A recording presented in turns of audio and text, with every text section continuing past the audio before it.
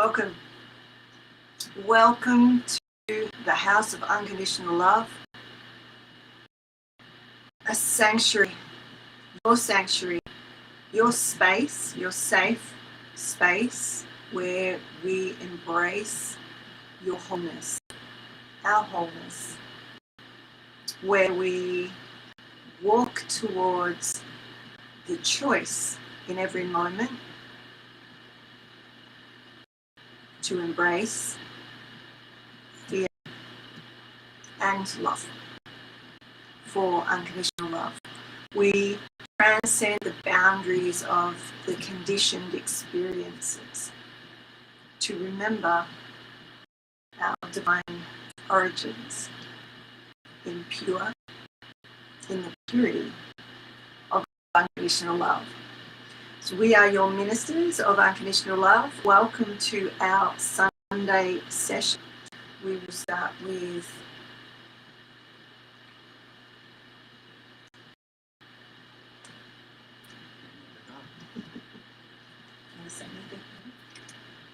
I think we'll just ring the bell and follow it down into the silence into the additional space in all of us.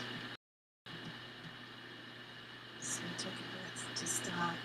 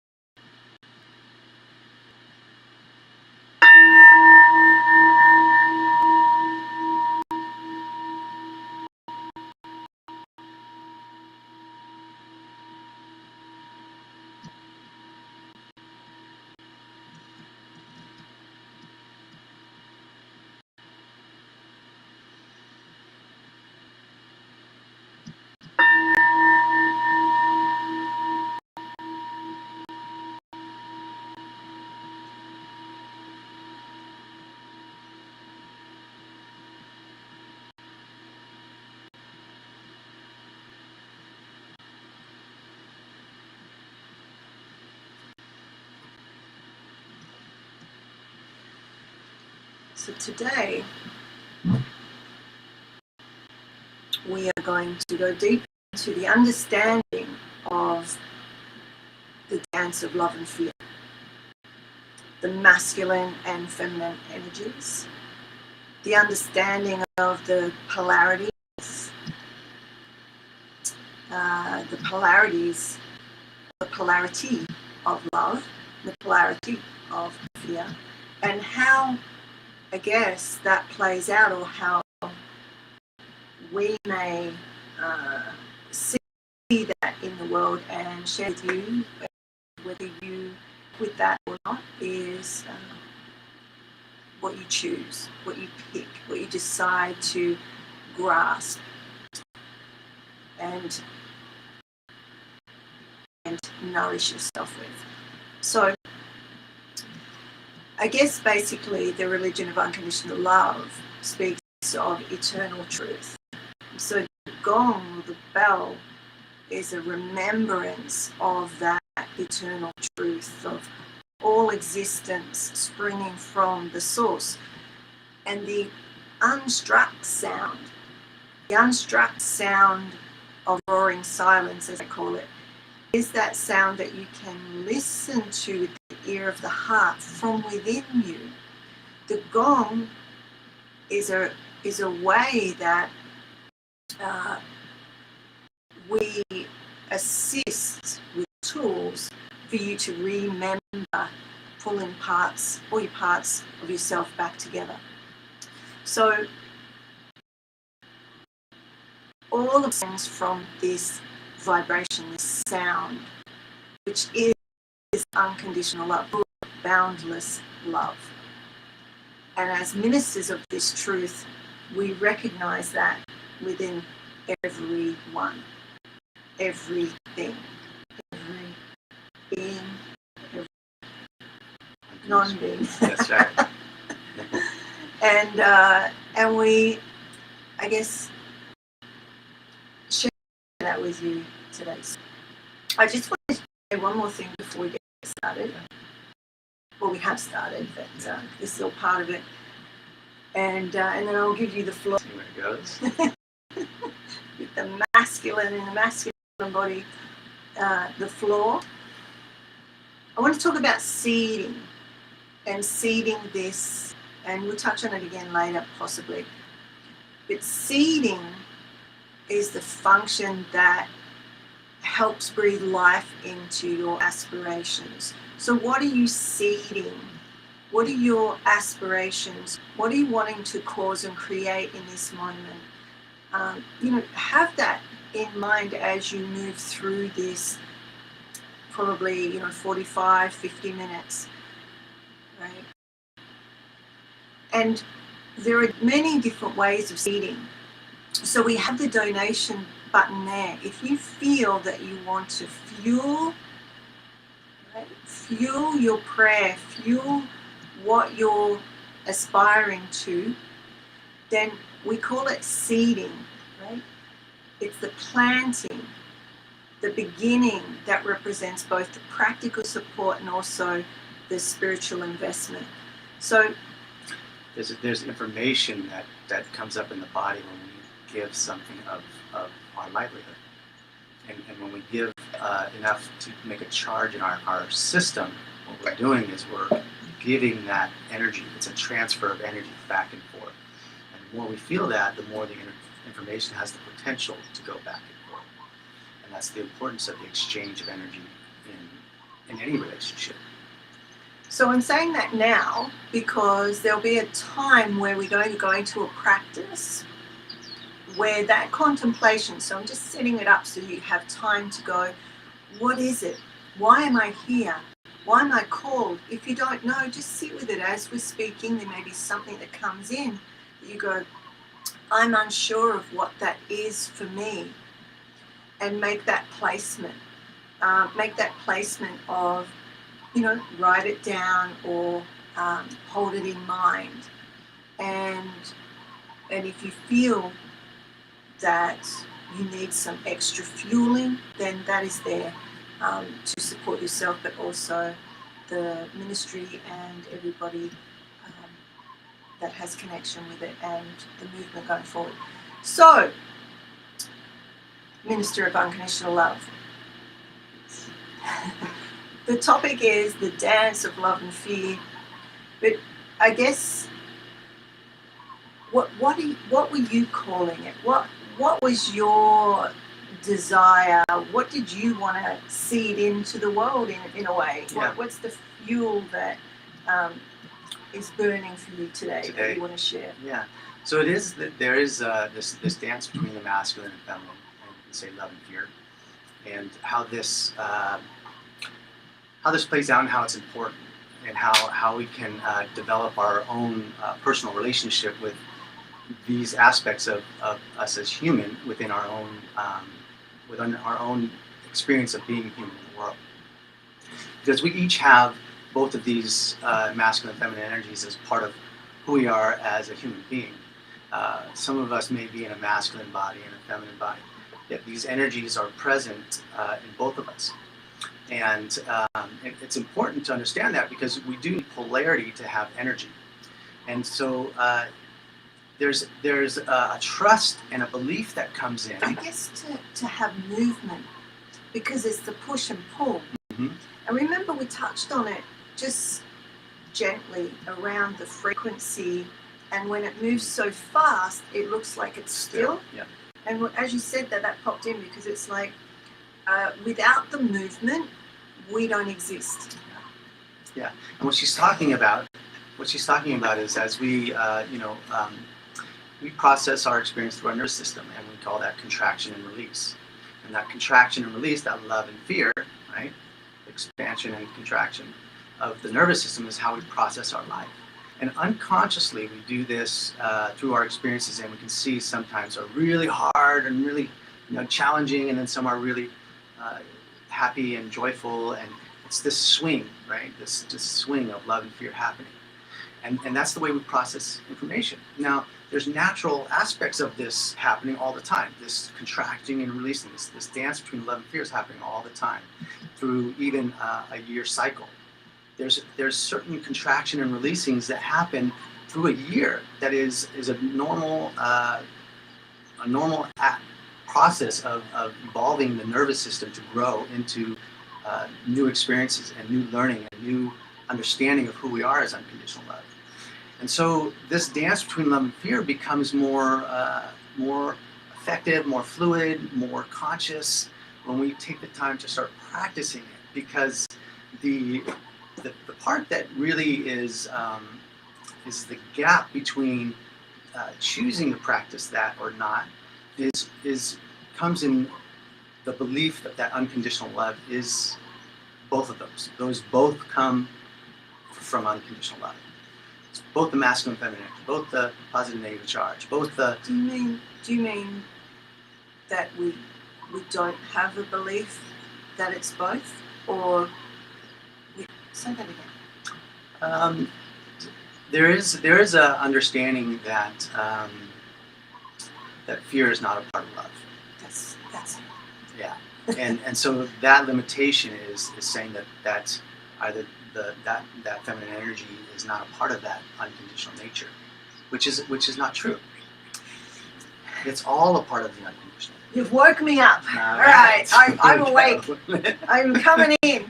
All right. I didn't think I'd say too much this morning, because I always sort of feel a little empty when I come on. But all right. So the feminine. You were talking about the god and the goddess, whether you believe in or use that language or not. That's the polarity. Or the king and the queen. Yeah. Or the what else? So basically the masculine and feminine, and how we navigate that. How my personal part of the ministry works, and how I see inside, using my inner vision, we have this universal mind, right? We talked about that last week as well. The individual mind and the universal mind. Well, as a female, a woman, a feminine energy in a feminine body, it's just my simple way of saying it, so don't get caught up on that. Is fear. I represent fear as the feminine. Now, that is again going back to, like, so if you didn't see last week, go back and have a look, because we were talking about how we look at the top, bottom, left, right, front, back. It's like not just saying this, and then because your beliefs and conditioning, it means that to you, that may not be what I'm saying. So when you hear a word and you get triggered, or a way of expressing something and you get triggered, look at it from every direction and then maybe ask a question before you react. Because every time I speak, there's the polarity and then the intricacies of that polarity, the meaning making, right? So I recall doing an interview once, and well, it wasn't that long ago, with Dr. Love, actually. Mm-hmm. And I was explaining to him, he was asking me questions. So what are you saying, that the feminine is fear? And I said, the woman on the planet isn't necessarily. But the energy, that is also the feminine energy, that is also in the male. We experience it as fear in the nervous system. Mm-hmm. And all of that came from, like, all of reality is birthed through the feminine energy. So all this reality that we experience as fear in the nervous system is that experience of the feminine energy. Mm-hmm. And there really is no separation, because if we say the beloved, God, Hashem, what else? Buddha, Jesus, or, well, not necessarily. We're talking about beyond the physical representation of this energy. Absolutely. Is both. So I have that feminine energy in me because I'm human. So because you have masculine and feminine, right, in multiple ways, like the polarity energetically, the subtle energy polarities within a human body will explode your brain, right? Because it's like saying, I've taught in the past that you go, different fingers are so, neutral, positive, negative, you know what I mean? But also the front and back of the hand is, positive, negative, or we could say, if we're using magnets, north, south. But then we've representation of masculine and feminine. Then we've got the top and the bottom, right? North, south. So there's all of this information, is my point. Mm-hmm. So much information that while we were sharing around judgment and, I guess we could say taking that breath before we go into the judging, is because there's the truth. What is the truth? It's all unconditional love. And this masculine and feminine, basically, in the terms that we're working with, it was that masculine positive energy, or however you want to describe that held the space, right? That the feminine gave birth to it all. And so it is the heaven and earth coming together, right? It's still that kind of dynamic. And in any relationship, we feel that dynamic if we're conscious of it, because that dynamic is happening in a relationship with myself, a relationship with another, like this. That dance is happening in all relationships. My relationship with any inanimate object around me, there is a contraction and release happening in engagement with that particular object. Just to grab it, I have to contract and release muscles in my hand. That's processing the information to move forward. Oh, can I say something? Yes. So if you were in class the other day, Friday, I was teaching about the 5, the action cycle, or the sensitivity cycle, where, it goes from inside, from being yielding, relaxed, comfortable, sort of kicked back. But then there needs to be this push, or this before you. So try it if you want. So you're like, I'm thirsty. So you have that sense of being thirsty, sensation in the body, which is a fear. Yeah.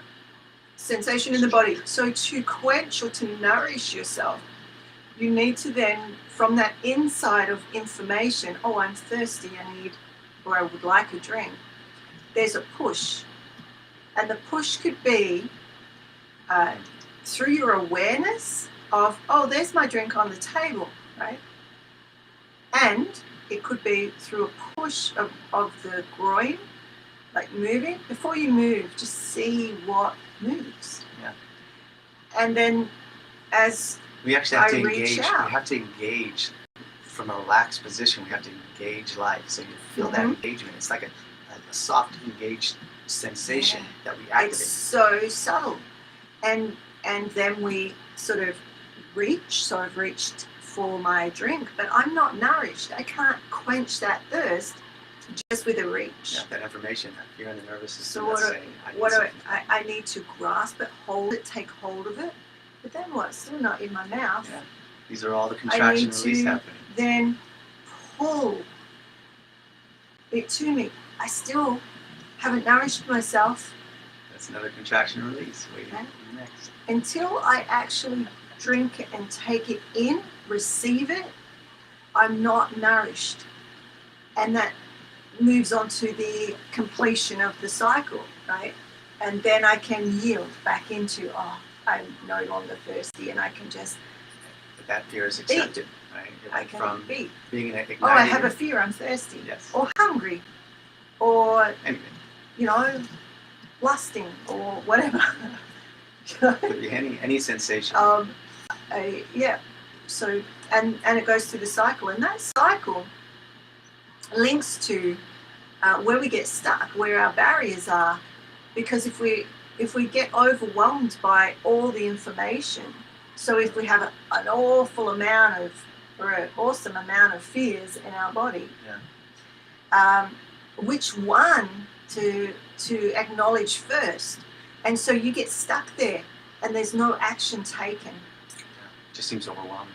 It's overwhelming, and that's what we call an insight barrier. Just a bit of, right? But then you might be able to get from, I need to complete something, whatever that is. What's the action? And then you make the action to push, to reach. And that's the action. So you may get to the action, so acknowledging the fear. We didn't plan this beforehand. We just rolled it. So we're putting two theories together here, but I just saw it and I was like, there it is. They both go, Right, and then if we've reached for it, but we're not, so I could reach for my cup, but I haven't grasped it. I haven't bought, I can't bring it back into me to receive. Unless I do that. Right. So you see, this is the dance between love and fear, and all it is becoming more conscious of it. Because when we do that and we see that that's what the body's doing, we're not letting the ego then.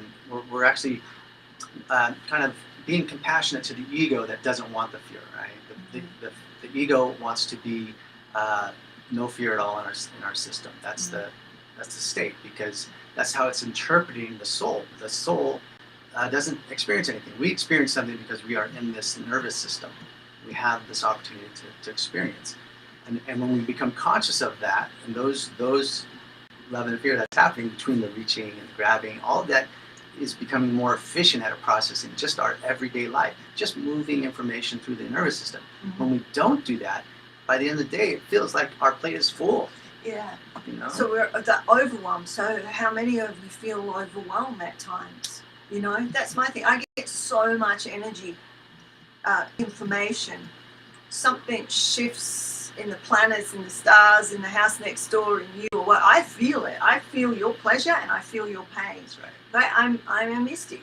That's it's part of my awesomeness and what I the I guess I was going to say the cross I bear, but we navigate that. There's something I was going to bring in around. So we have all these fears, sensations in the body. We feel it through the nervous system, comes in energetic through the subtle energies. We feel it in our system, and how we label it, how we've been conditioned to understand it through our beliefs or our conditioned ways in the world. Right. The point here is that the curiosity here is which one to choose. So, scenario, you or I or we feel something in our body, maybe a pain. So you wake up with a pain and you see your partner or you see your children or you see your neighbor, or you get to work or you work for yourself and you go on like a bit great, but you've got some angst. So you have that pain, that sensation of pain maybe in your body, and you see the other, something external, and there's a merging of them. And it's got something to do with, so I guess I want to talk about how to choose, or how do we, if we're unconscious of this, we can't choose. So do you understand what I'm getting at? It's like when you've got all these different fears, you don't know what's going on, and then you may take it out on the other person or the environmental stuff, where it's really something in your nervous system that you can, you have the capacity as a human to expand and build and acknowledge and embrace and do that whole action cycle. Because once you acknowledge it, there it is. You're doing a push to meet it with love and kindness, and then there's an action. Well, that is part of the action, and then you're friends. You're being kind, compassionate at least, which enables you to be able to receive the teaching, the information, the message. And then that brings the completion of the cycle, which is the discharge of the voltage, of the charge that's held in the pain or the disruption or the whatever, right? To be able to be utilized in a conscious action or a conscious choice or a conscious movement. All right, what do you got? Because that's, like the action is really, so there is the practice of building the trust and the belief. Right.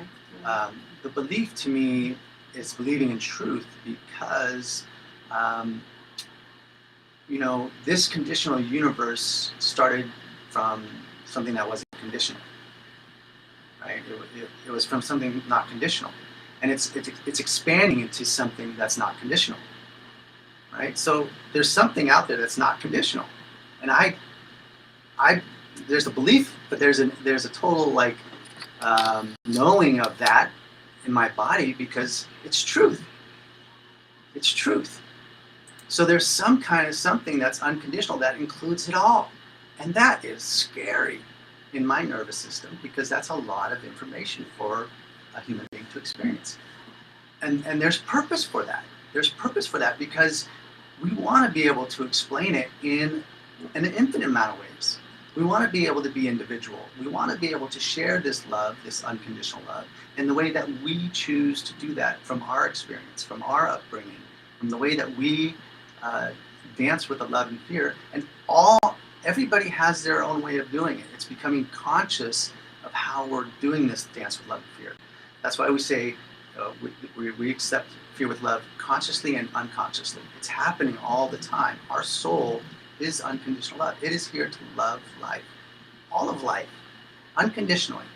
It is our individual expression of how we take action toward those fears of life that either help solve those situations where they might be something that is harmful for us as a human, or they may just give space for something to change. When we accept something, we give space for it to change. When we don't accept it, we actually fuel it with our own fear. And the only way to actually stop the cycle of projecting our fear into the world is to start having this relationship, this conscious relationship. And that trust comes from when we start speaking about our truth, our own love and fear, that our actions are in line with that.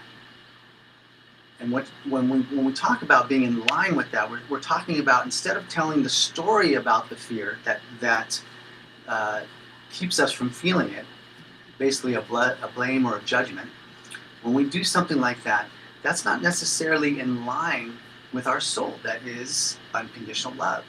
And so the integrity in our own conditioning, becomes stronger. And it's harder then to see that unconditional nature in ourselves. So the practice and the trust come from our own words and actions. And when they line up, we can start seeing the integrity in who we are. And as we live that integrity, we can start to trust it because it becomes consistent. And that's how we build a relationship with ourselves before we can build a relationship with somebody else. Because if we can't do that with ourselves, we can't do that with somebody else. It'll all be greater, unconscious. Which is really all of us anyway. Yeah. Right. When I say with ourselves, it is my relationship with who I am as unconditional love. The God mind, so to speak. The unconditional My love. relationship with that. Yeah. So just catching a few pieces, the charge, or when we suppress, so you were saying it's what fuels in the world, that action in the world. When we suppress a sensation, a fear, so they're all interchangeable. The sparking, so you feel the charge because it is a charge. It literally is energy, electricity. It creates voltage. And because we are, and it goes around to this cycle again, but a slightly different way of looking at it, they all overlay because it's all truth. It's all representing truth, right? There's truth in everything. It's just the perspective that you're looking at it from. So this charge will build up. Our bodies are so magnificent. The human species, I have studied the human as a species for over 30 years, professionally and as a mystic. We are so unbelievably magnificent, and we have this organic intelligence that even when that part of us that we call consciousness is gone, our body is still staying alive. You see? And for some of you who've had near-death experiences or out-of-body experiences, you know this to be true. Who's running the show? There is a mind of the body, or a consciousness of the body. That's been conditioned by our upbringing, by thousands of years of belief systems, and all that's kind of within the nervous system of the body. The soul comes into that and now has to live through that expression. And it's like fire. It's like not fire and water, but we could say, I was going to say oil and water, but fire and water. But then then we have some steam, right? But the soul and the physical do have to learn to be together to some degree. But what I was going to say, let's get back on to what I was saying. This charge, and this, because of the suppression, the charge will build up.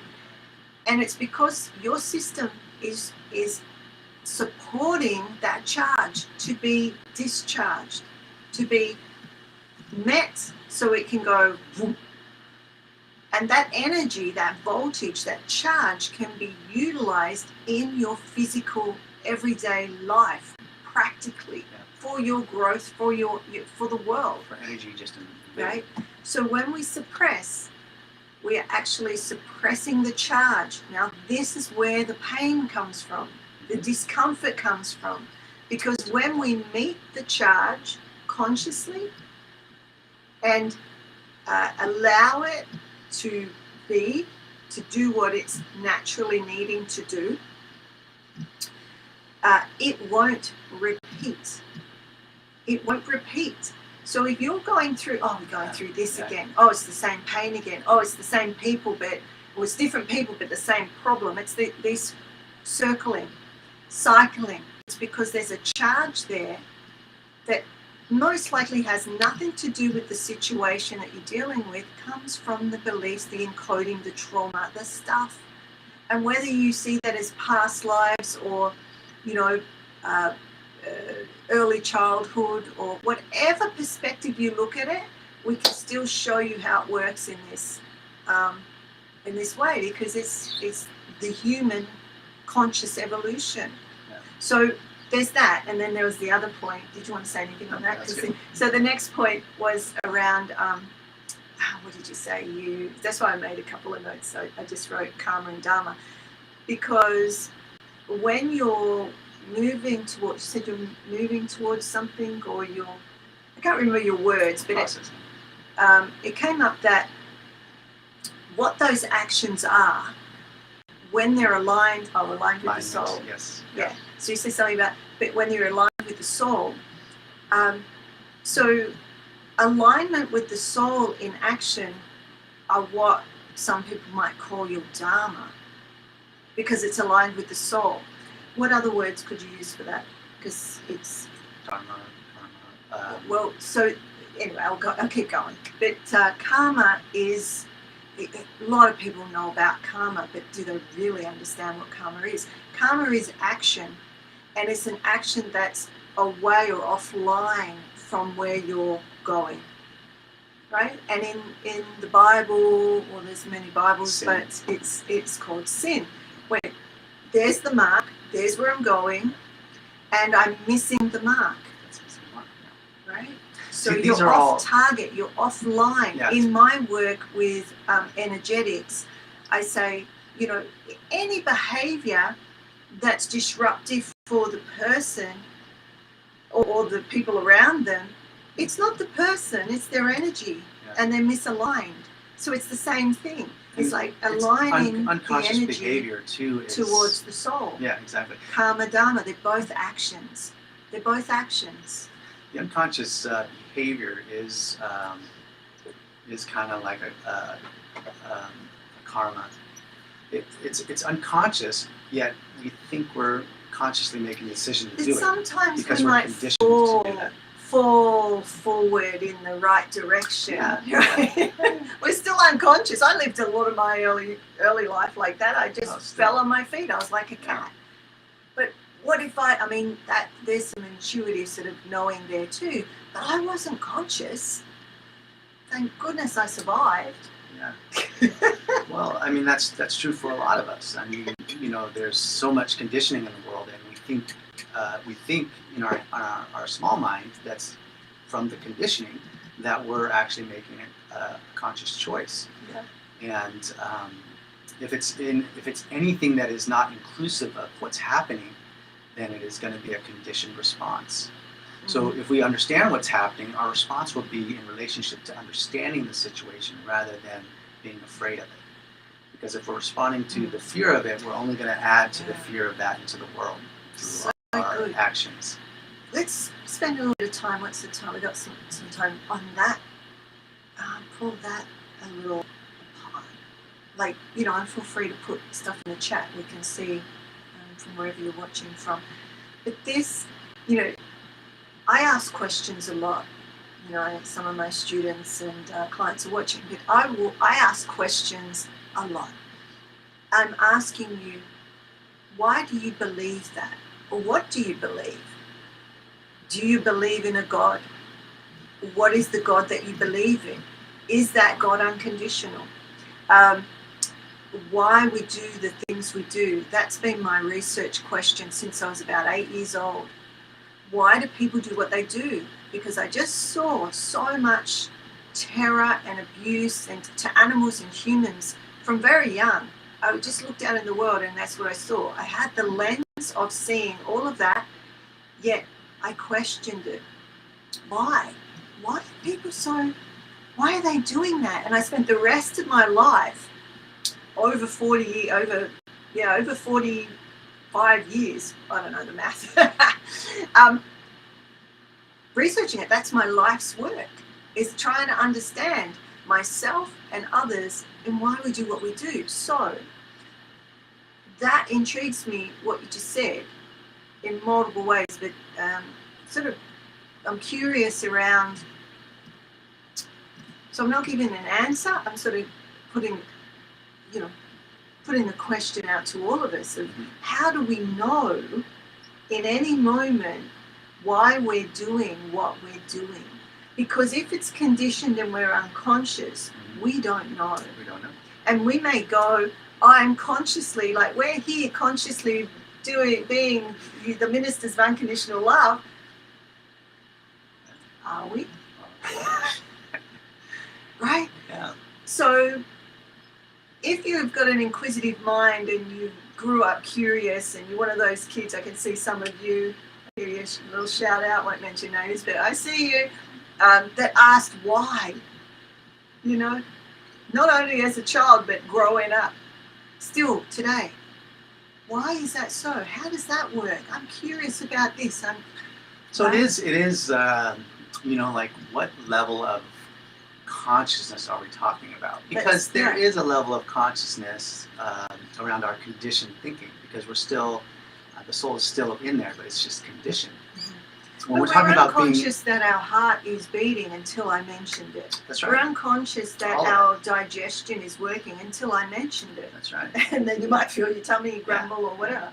Yeah, so there's a lot, it's acknowledging that the unconscious nature of things is there. And that's okay.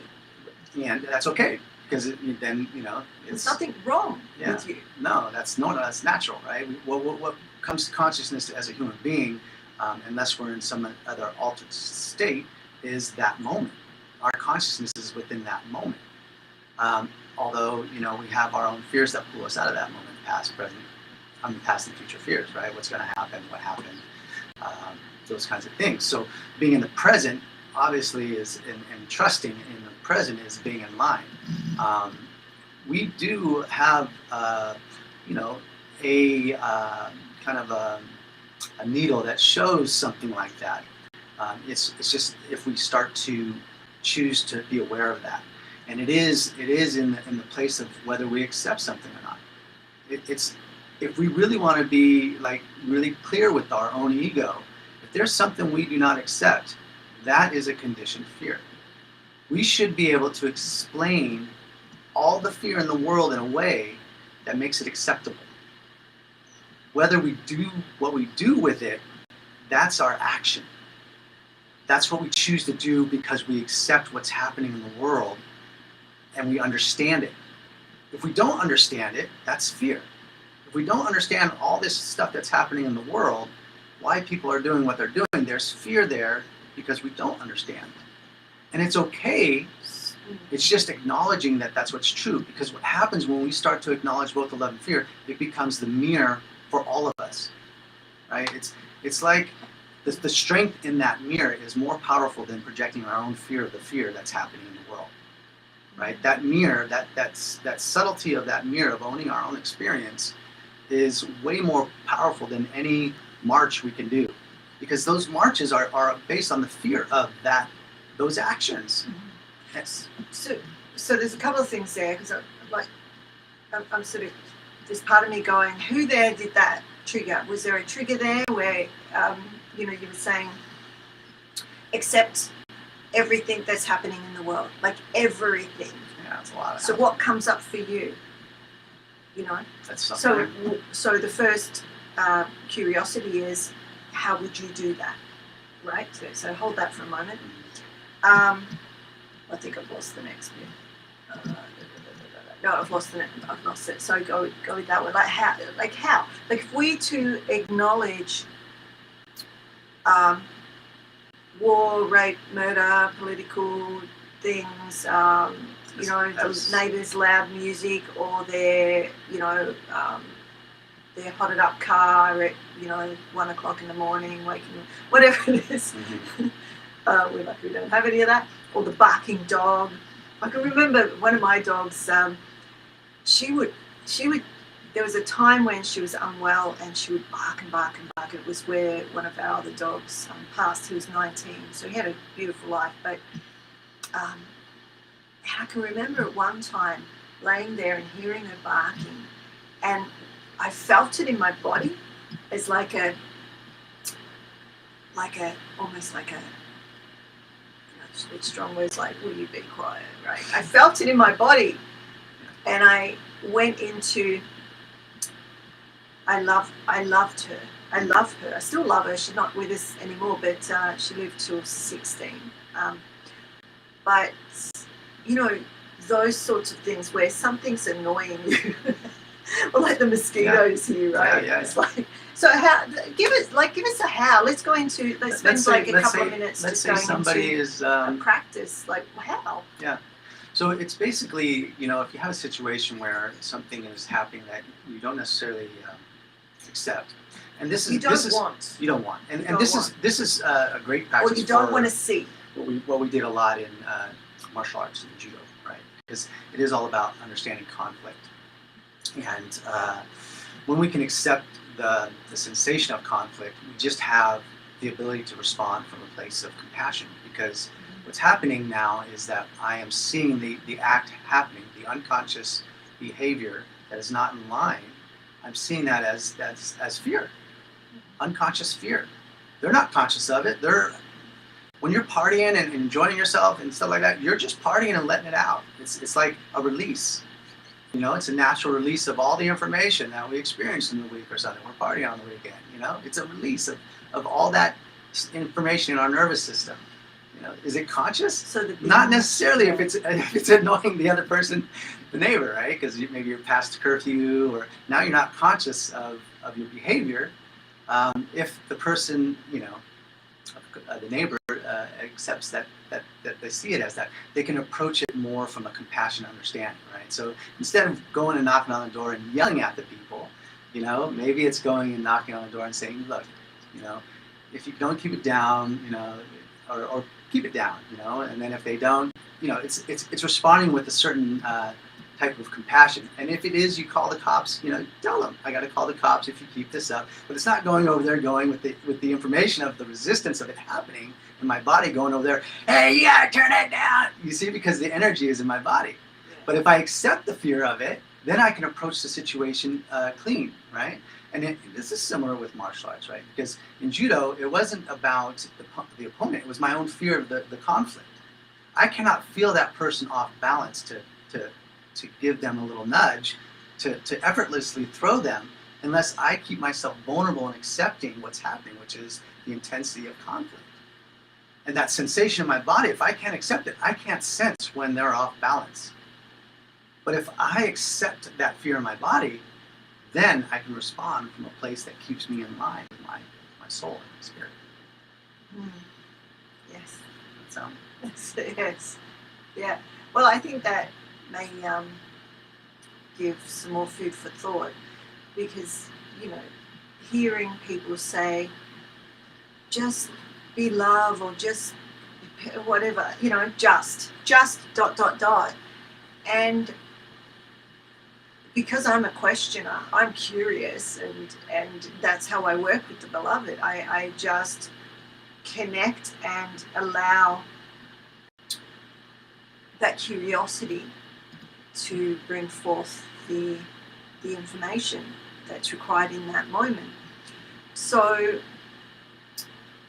yeah, some practices. Yeah. I mean, we've got a bunch of them, but the thing about practice is that it helps us to, if we do them in our relationship to fear, all of what I'm talking about becomes easier.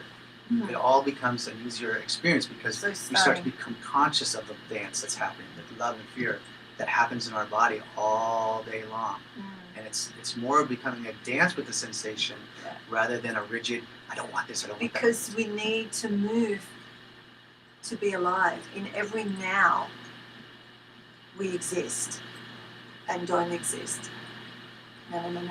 I can't do it that fast. That love and fear is so fast. It can become so fast in every moment that we feel still. Mm-hmm. But it's still, we need the energy to actually be alive in this existence. And so we can utilize the energy of the fear, right? So this is how, you know, I go, oh, there it is. And often it is with the big smile. I mean, like, oh, there it is.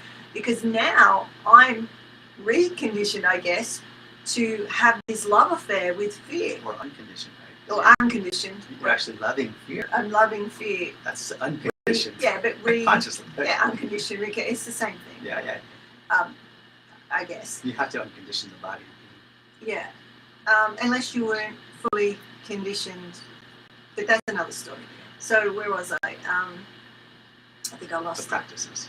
The practices, yeah, I was talking about something. Oh, so like with the dog barking, I'm able to, understand she's going through a hard time and love her even more.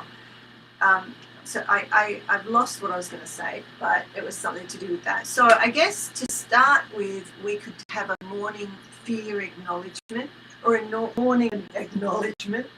Let's not call it, label it anything, but you've got an acknowledgement in the morning. So a practice that could get you to the point where you can stand toe to toe, look fear in the face with you are every moment, right? Don't delude yourselves. It's there. It's in everything. It has to be. And so when we start a practice to start to have some reverence or even kindness or compassion or gratitude, that without that, we are nothing. We are nothing. You can love till the cows come home. You're not getting anywhere because you're not acknowledging, you're suppressing. So you're actually suppressing who you are.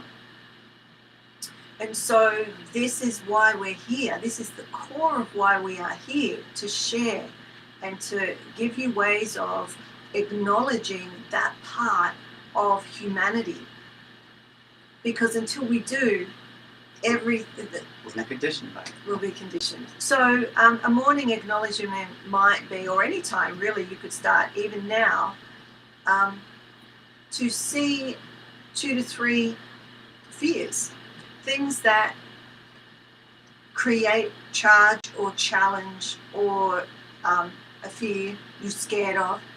Just write them down, acknowledge them, and then breathing compassion into each one. And even if that's challenging, start simple.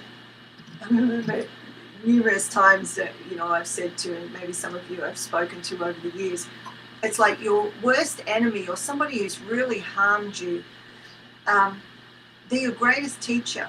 What they, not them in particular, but the experience is giving you is a teaching, is information, and you can choose to utilize that, right, for your growth, not only in this body, but eternally, because you're not only this body, So there's number one, that's a simple one. And an evening one might be noting where you witnessed the interplay of love and fear in the day. So without judgment, just looking back and noticing where your fears were and where your love was, and just start to notice the dance, right? It's just starting to have that relationship. Anything to start bringing that consciousness. And when we start to bring it through our words, it then has an opportunity to our actions. Our words and actions might not line up quite right away, but if we keep practicing that and say the words so that our actions can follow, and keep practicing that, that's where the integrity and the trust come in. It may just be as simple as in the moment or later in the evening, you might reflect. So reflection is often a great way to see in hindsight, right? Hindsight has 20/20 vision, so they say. Until you can, in the moment where you can say, oh, I feel scared right now.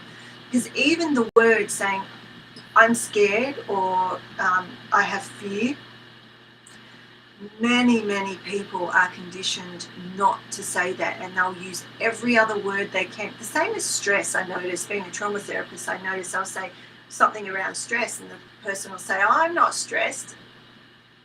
Really? You have no stress? Right? I mean, so the conditioning that we have around identifying certain ways of being in the world, it's baffling. It's like we have wrapped up certain words and ways of being and have turned our back on it. And I wrote a poem. It was about when I was in the military, and it was when I faced the shadow on the wall. It was called Shadow on the Wall, and it's still on my blog somewhere if you wanted to read it. But it was where I see the fears as almost like grains of sand, and I had some grains of sand.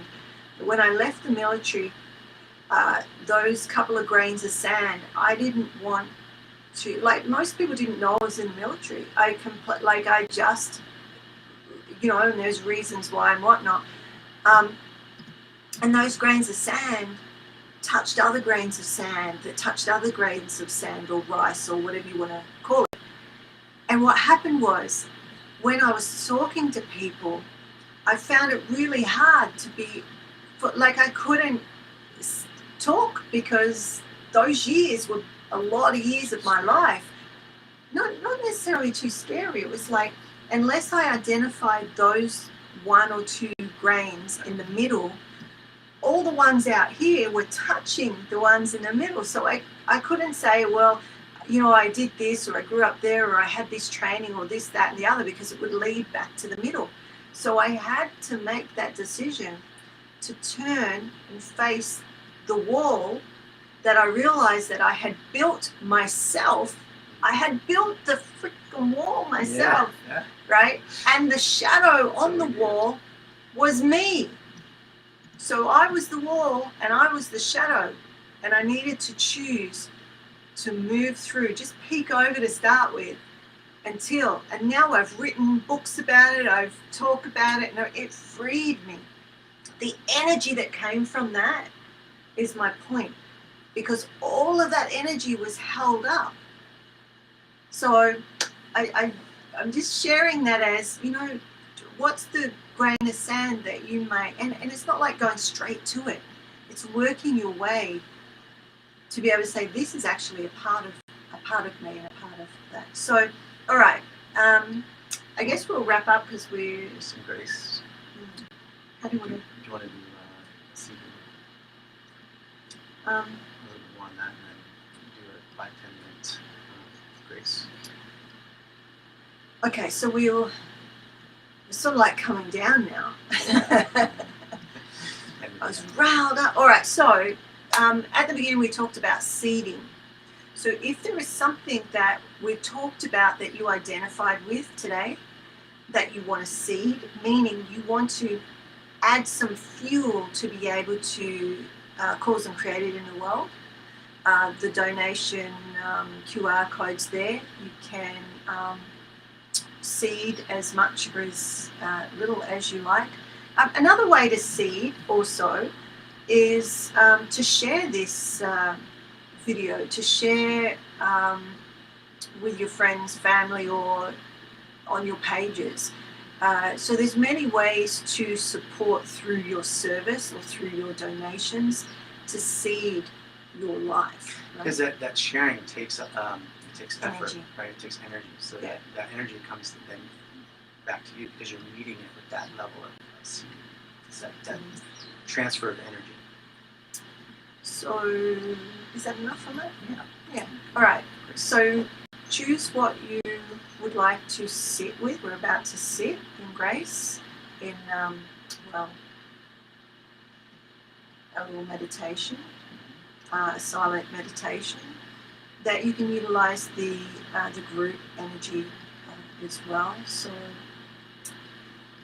we'll just take a moment, and you can either share or do your donation while you can ring the bell, obviously. Okay. Go once and then go. Do you want me to hold it? No, it's fine. Okay.